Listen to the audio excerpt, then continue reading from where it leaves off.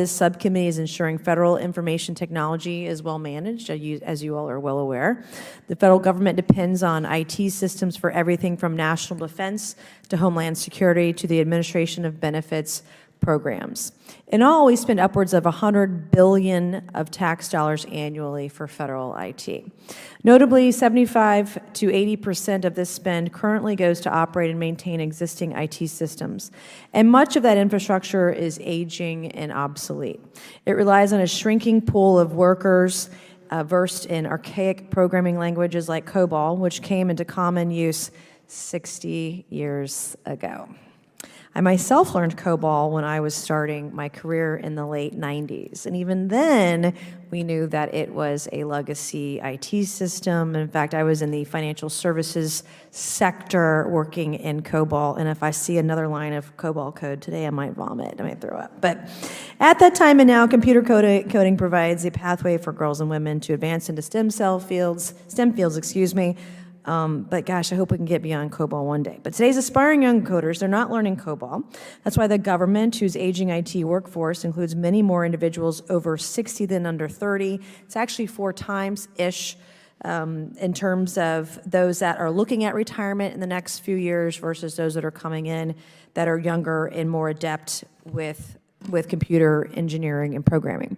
A few years ago, GAO compiled a list of the 10 federal IT systems most in need of overhaul due to their criticality and their obsolescence.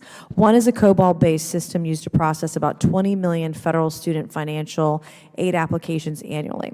The system is older than the Department of Education, which opened its doors in 1980. That's kind of scary, if you ask us.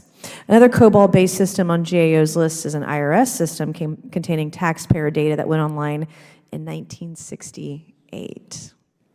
Long before I was born, more than a half century ago.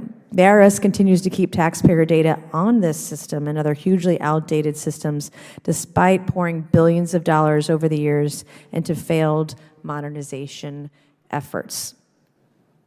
And if I would be remiss if I didn't add on, with the advent of AI and archaic legacy systems, archaic coding, consumer data, personal data, government data is all at a much higher risk today than it ever has been. And the way in which AI can be utilized to get after authentication, for example, it puts us in our data, government and the private sector at those risks at an all-time high.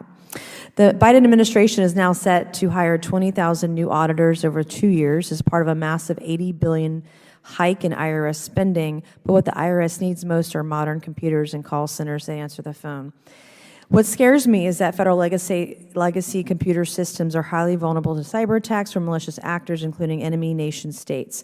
And the danger is going to get a lot worse and fast. The rise of AI, oh, look at my notes, they already have AI and I already skipped ahead, will soon lead to increasingly sophisticated cyber assaults. That's why it's more important than ever that data of millions of students and taxpayers don't live on half-century-old IT systems that are easily exploited by our enemies. So we need to take and make progress on IT modernization by whatever means necessary and at our disposal. A new funding vehicle, the Technology Modernization Fund, was created in 2017. It provided another tool for replacing legacy IT. But it's become clear that it's a tool that needs sharpening. So I intend to introduce legislation soon that will do just that. I expect this hearing to help inform that bill. Congress must act to ensure taxpayer personally identifiable information and other sensitive data are not wide open for thieves or foreign actors to plunder. The U.S. Chamber issued a statement. We have this beautiful letter today that we will enter into the record for today's hearing. It says, at a time when America is confronting inflation and budgetary stresses, Congress must look to find new and creative ways to solve fiscal challenges and improve services through government IT modernization. And I could not agree more. This subcommittee will continue to focus its oversight and legislative efforts on innovative solutions that actually move the needle on the old problem of IT modernization. And that's what this legislation will do. That's what this hearing will do today.